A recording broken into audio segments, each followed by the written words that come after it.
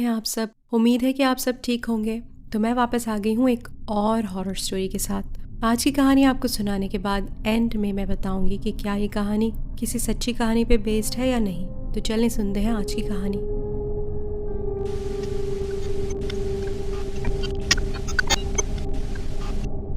सन 1983 की गर्मियों में एक वाकया पेश आया मिनेपोलिस मिनेसोटा के एक छोटे से गांव में।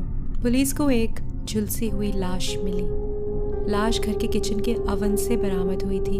इस पूरे वाक़ये में एक रोंगटे खड़े करने वाली बात ये थी कि अवन को रिकॉर्ड करने के लिए सामने स्टैंड पर एक कैमरा लगाया हुआ था, लेकिन जब पुलिस ने उसे चेक किया तो उसमें कोई टेप नहीं थी। अलबत्ता एक VHS टेप उसी घर के पास एक कुएं के अंदर से मिली। टेप बहुत खस्ता हालत में थी और उसमें कोई आवाज़ नहीं थी। फिर भी जब पुलिस ने उसे चलाया तो दिल दहला देने वाली हकीकत सामने आ गई। वीडियो में एक औरत ने कैमरे को उस पोजीशन पे रखा जिस हालत में वो पुलिस को मिला था। उसने कैमरे को अवन की तरफ किया, फिर अवन का चूल्हा जलाया और हैरत अंगेज तौर पर वो औरत उस अवन के अंदर बैठ गई और दरवाज़ा खींच के बंद कर लिया। तकरीबन 8 मिनट बाद वो अवन ज़ोर ज़ोर से हिलने लगा और उसमें से काला धुआं निकलता दिखाई दिया। फिर पौना घंटा वो अवन हिलते हिलते रुक गया और किचन धुएं से भर गया। कैमरा तब तक चलता रहा जब तक उसकी बैटरी नहीं ख़त्म हो गई।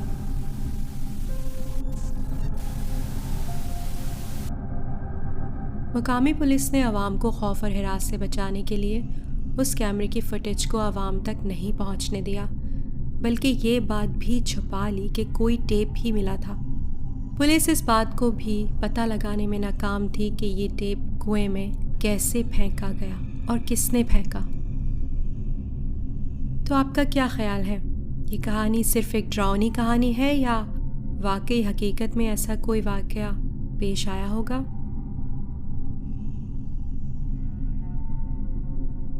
अगर आप क्रीपीपास्टा जैसी वेबसाइट्स पर जाकर कमेंट्स पढ़ें तो लगेगा कि नहीं, ये सिर्फ एक सनसनीखेज अफसाना था। मगर आपको जानकर हैरानी होगी कि अवन में लाश की कहानी दरअसल फिनलैंड की एक औरत पर मबनी है। हिल्का सैरिनेन 1927 में फिनलैंड में पैदा हुई। हिल्का का कत्ल 1960 में दिसंबर के महीने में हुआ और ये फिनलैंड का एक मशहूर वाकया है। ऑफिशियल रिपोर्ट्स के मुताबिक कातिल आज तक फरार है। हिल्का सैरिनेन का कत्ल 33 साल की उम्र में हुआ।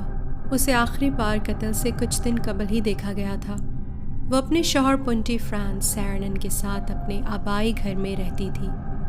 ये एक पुराना लकड़ी का मकान था। उन मियाँ बीवी के 5 बच्चे थे, लेकिन स्टेट ने बच्चों को फॉस्टर होम्स में डाल दिया था क्योंकि उनका बाप पुंटी एक नहायत ही पुरतशद्दुद यानी अब्यूसिव इंसान था। उसका गुस्सा बच्चों के लिए नहायत ख़तरनाक था। गांव वालों और बच्चों के मुताबिक पुंटी अक्सर शराब के नशे में बीवी पर हाथ उठाता। वो एक नहायत ही शक्की और वहमी आदमी था और अपनी बीवी को धमकाता था कि वो इसे इस तरह मार डालेगा कि किसी को कानो कान खबर तक नहीं होगी। हिल्का का सबसे बड़ा बेटा अपने वालिदैन से क्रिसमस की छुट्टियों में मिलने आना चाहता था, पर वो अपने दोस्त के साथ क्रिसमस की छुट्टियों से एक दिन पहले ही घर पहुंच गया। दरवाज़ा खुला था तो वो दोनों घर के अंदर दाखिल हो गए। सहन तक गए तो देखा पुंटी किचन से निकल कर आ रहा है।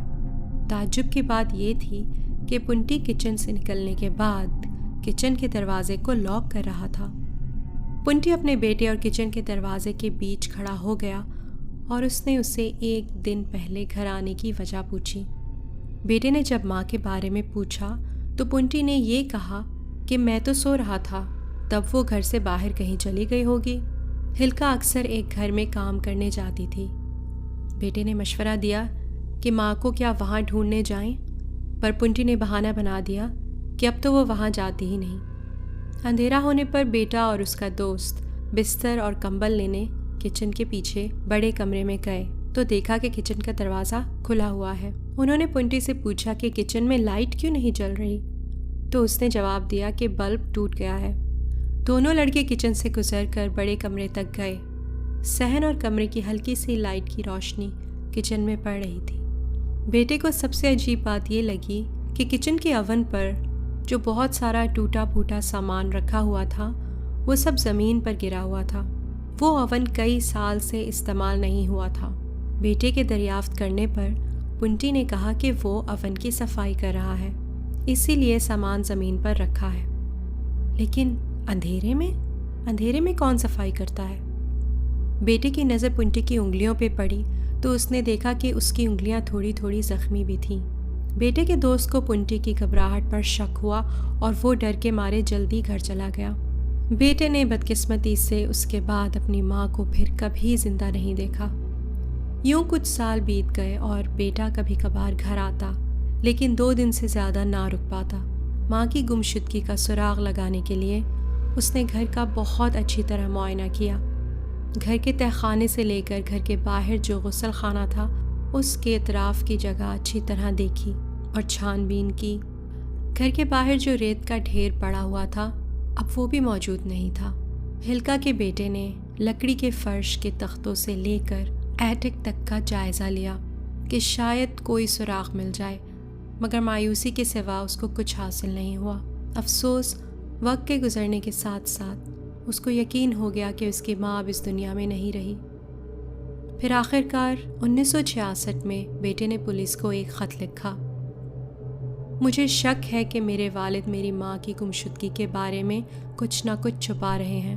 انہوں نے اوون کے ایک ایک پرزے کی کھول کر صفائی کی، پھر پورا اوون جوڑ کر دوبارہ بند کر دیا، لیکن اس سے پہلے 7-8 سالوں سے اوون کبھی استعمال نہیں ہوا ہے، اور جب میں چھٹیوں پہ آیا تو میرے والد اوون کی اندھیرے میں صفائی کر رہے تھے۔ میرے خیال میں اوون کو توڑ کر اس کا اچھی طرح معائنہ کیا جائے۔ میرے ظالم والد کچھ بھی کر سکتے ہیں۔ افسوس، اس لڑکے کے خط کو پولیس نے رد کر دیا۔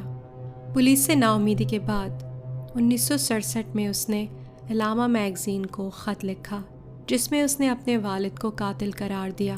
جب باپ بیٹا دوبارہ ملے تو پنٹی نے اپنے بیٹے سے کہا کہ وہ اس معاملے سے دور رہے۔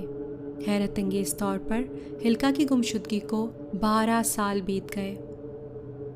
1972 میں پولیس نے تحقیق کے طور پر کئی پرانے کیسز کھولے جس میں ہلکا کا کیس بھی تھا۔ پولیس نے بیٹے سے بات کی اور بیٹے نے پوری حقیقت پولیس کو بتا دی۔ 27 نومبر 1972 میں پولیس وارنٹ کے ساتھ پنٹی کے گھر میں داخل ہو گئی۔ پنٹی کو فوری طور پر تفتیش کے لیے پولیس اسٹیشن لے جایا گیا۔ اوون کھولنے پر پتہ چلا کہ وہ ریت سے بھرا ہوا تھا۔ جب ریت کھودی گئی تو 1 میٹر کی گہرائی پر کسی کا مردہ سر نظر آیا۔ تھوڑی اور کھودنے پر ایک پاؤں ملا۔ آخرکار اوون سے الگ الگ حصوں میں پوری کی پوری لاش برآمد ہو گئی۔ ہلکا کے بیٹے نے اس لاش کی شناخت کی اور بتا دیا کہ وہ اس کی ماں ہلکا ہی ہے۔ سارے ثبوت کے باوجود پنٹی کو سزا نہیں ہوئی۔ ہلکا کی گمشدگی کو اتنے سال گزر گئے تھے کہ پنٹی کو قاتل قرار دینا مشکل تھا۔ عدالت نے یہ فیصلہ سنایا کہ پنٹی نے اپنی بیوی کو جان بوجھ کر قتل نہیں کیا اور اسے صرف 8 سال کی قید کی سزا سنائی، لیکن سپریم کورٹ نے اس فیصلے کو 1 ہی سال میں رد کر دیا اور اس نتیجے پر پہنچی کہ قتل کی وجہ معلوم نہیں ہو سکی۔ پنٹی اپنے اسی خالی گھر میں واپس جا کر رہنے لگا۔ پھر 1986 میں 1 اگست کو اس کا وہیں اکیلے انتقال ہو گیا۔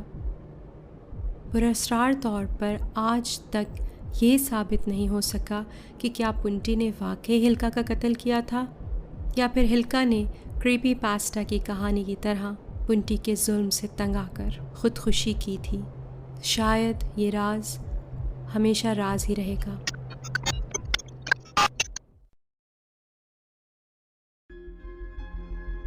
پر آپ سب کا یہ کہانی سننے کے بعد کیا خیال ہے؟ کیا پنٹی نے ہی ہلکا کا قتل کیا ہوگا؟ مجھے کامنٹس میں ضرور بتائیں۔ آئی ہوپ کہ کہانی آپ کو پسند آئی ہوگی۔